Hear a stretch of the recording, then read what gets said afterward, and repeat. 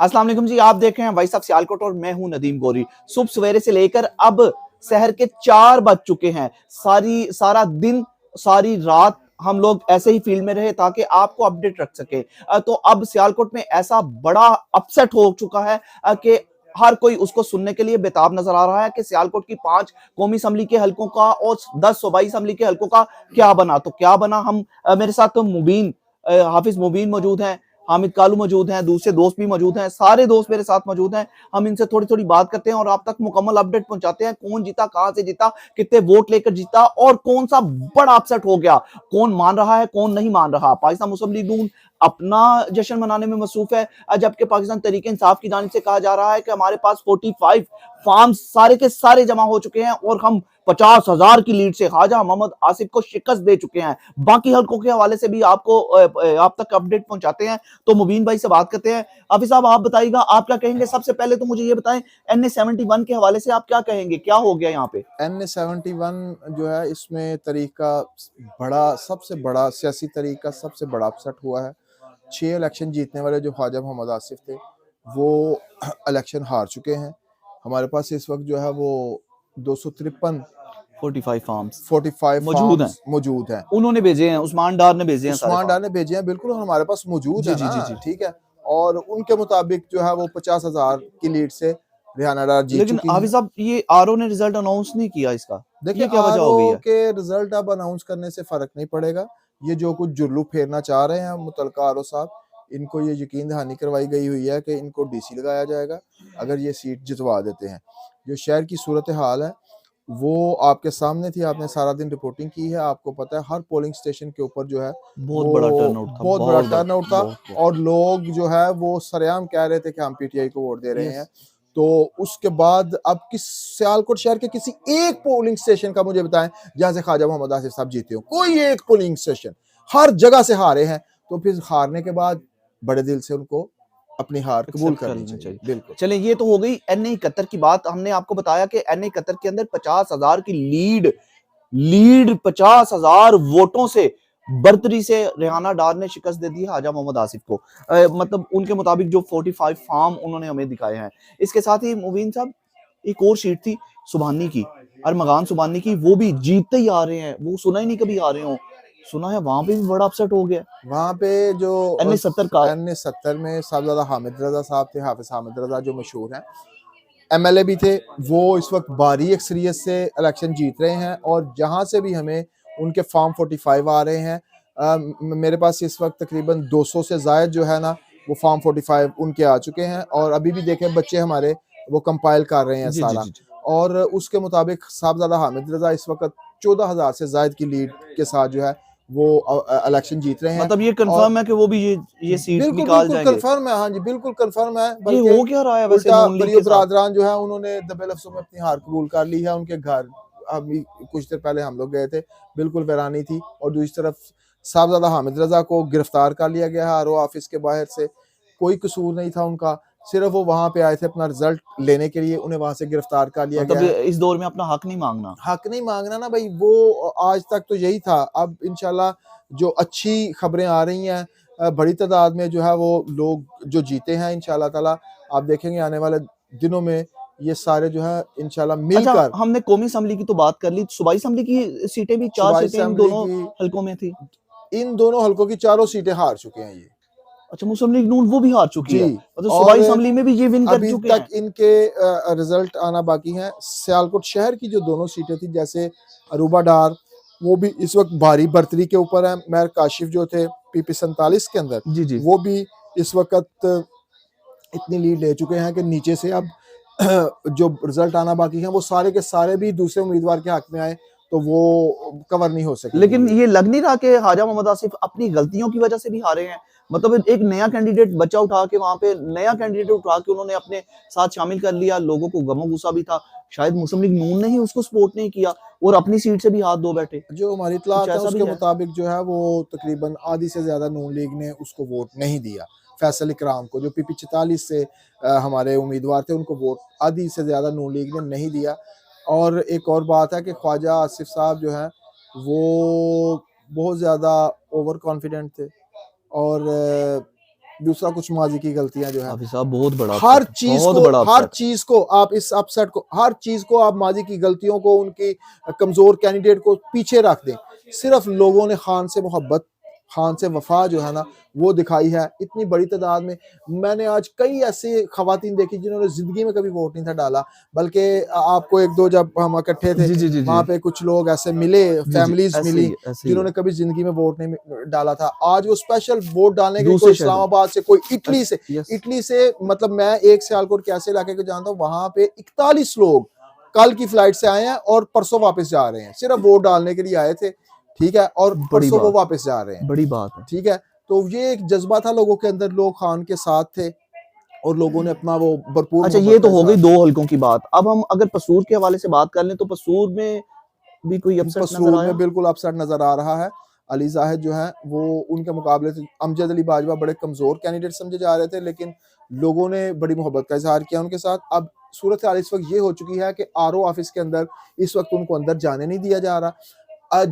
उम्मीदवार है, उम्मीदवार का हक है कि वो अंदर जाके अपना जो रिजल्ट है उसको हासिल कर सके। यहाँ पे तो रेहाना डार को भी अंदर नहीं, हरियाणा डार डंडा को भी चल गया आप यहाँ देखे पे, ना, यहाँ पे डंडा चल गया। लाठीचार्ज हुआ, लाठीचार्ज 2 मरतबा लाठीचार्ज किया इन्होंने, हालांकि ये कोई इतनी बात नहीं थी। अच्छा पसूर में भी ऐसे ही हालात है? कसूर में भी यही हालात है इस वक्त, और सिर्फ एक सीट जो है जाहिरन वो जो सैयदा नौशीन वाली है उसमें थोड़ा सा नौशीन, अच्छा नौशीन के और हवाले से हम, अली असद मलिक के दरमियान सख्त मुकाबला है, जीता कोई नहीं उनमें से, सख्त मुकाबला जारी है उनके दरमियान। अच्छा वो नौशीन के हवाले से हम लोग हामिद कालू से भी बात करते हैं, मेरे बड़े भाई हैं, तो हामिद भाई से भी बात करते हैं। हामिद भाई आप बताइएगा आप क्या कहेंगे डस्का की सीट के हवाले से? डस्का की सीट जो है, जिस तरह ओवरऑल क्लीन स्वीप देखने में आ रहा है, डस्का की सीट का भी यही हाल है। सईदा नौशीन जो है वो बड़ा फंसा हुआ था मुकाबला, और तकरीबन 4 घंटे जो है ऐसे ही फंसा रहा है। कुछ 105 वोट के करीब जो था ये लीड थी सईदा नौशीन की, लेकिन उसके बाद अब सईदा नौशीन जो है मुसलसल उनकी जो लीड है वो खत्म तो हो गई है।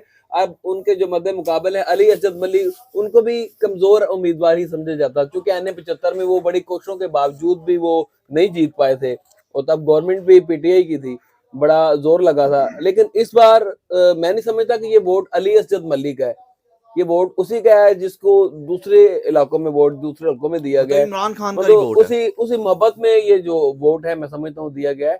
और उसके बाद मुझे एक सीट जो है वो पूरे डिस्ट्रिक्ट में पीपी की नजर आ रही है, जो कि पीपी 49 की है, राना फयाज की।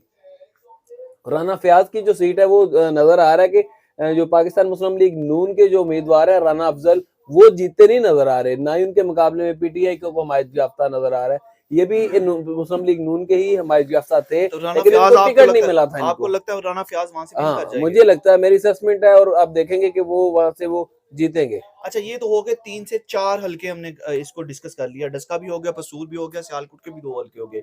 तो मेरे साथ सियालकोट प्रोफेशनल ग्रुप के जर्नलिस्ट ग्रुप के जनरल सेक्रेटरी भी मौजूद हैं, सदर मोहतरम भी मौजूद हैं, तो बिलाल साहब से भी बात कर लेते हैं।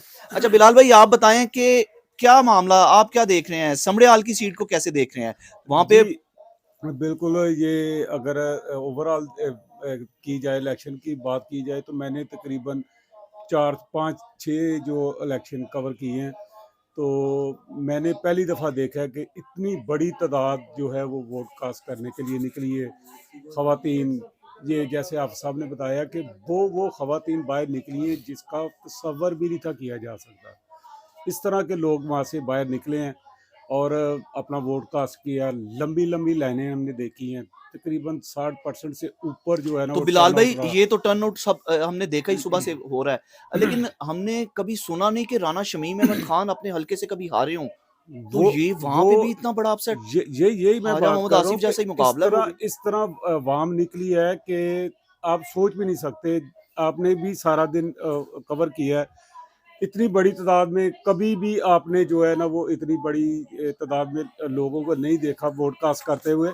और दूसरा ये है कि यहाँ पर मुस्लिम लीग नून के जो ख्वाजा मोहम्मद आसफ थे, राना शमीम थे, रगमान सबानी थे, ये एक बड़े पिलर गिने जाते थे मुस्लिम लीग नून के, तो वो आज पिलर जो है ना वो पाश पाश हुए हैं। तो मुझे ऐसा लग रहा है कि आने वाले दिनों के अंदर जो है ना वो कुछ हालात पाकिस्तान के कुछ चेंज नजर आएंगे। चलें चलें, बहुत शुक्रिया। हमने आपको जितनी भी अपडेट थी, हमने कोशिश यही की कि पांचों हलकों की अपडेट आपको दी जाए। तो हामिद भाई, क्या आप कुछ बात मैं ये बात करना चाह रहा हूँ कि ये जो NA-71 है, इसमें बज़ाहिर तो नजर आ रहा है कि फार्म 45 जो है वो इनके पास आ गए हैं। टोटल 358 पोलिंग स्टेशन थे, इनके पास तमाम की कापियां मौजूद हैं और वाकई होनी भी चाहिए, इसलिए कि जितने पोलिंग एजेंट्स होते हैं उनके पास एक एक कापी होती है और ये वही कापी इनके पास है जिसके ऊपर सभी के दीगर जो एजेंट्स हैं, जो पाकिस्तान मुस्लिम लीग नून के हैं, दीगर जो इंडिपेंडेंट्स हैं और दीगर जमातों के, सबके साइन यहाँ पे मौजूद हैं। लेकिन सुनने में ये आ रहा है कि आरओ की जानिब से ये कहा जा रहा है कि ये फार्म 45 कहाँ से आ गए हैं भाई, अभी तो हमने रिजल्ट अनाउंस किया नहीं है, अभी तो कुछ देर बाद जो है इलेक्शन कमीशन की जानिब से रिजल्ट अनाउंस होगा। उसमें ये नहीं कहा जा सकता कि ये हतमी जो रिजल्ट है, इसमें बहुत बड़ा जो है मतलब चेंज भी आ सकता है। अच्छा, अगर वो मतलब फार्म, ऐसा हो सकता है, आपने कभी ऐसा देखा है रिजल्ट कि हो सकता है चेंज, इसका मतलब ऐसा है ये सारी खुशियां गम में तब्दील हो तब्दील हो सकती हैं? सकती है? आप मुझे ये बताएं कि कौन सा ऐसा उम्मीदवार है आजाद जो जीत रहा है इस वक्त और उसको आरओ ऑफिस के अंदर जाने दिया गया है?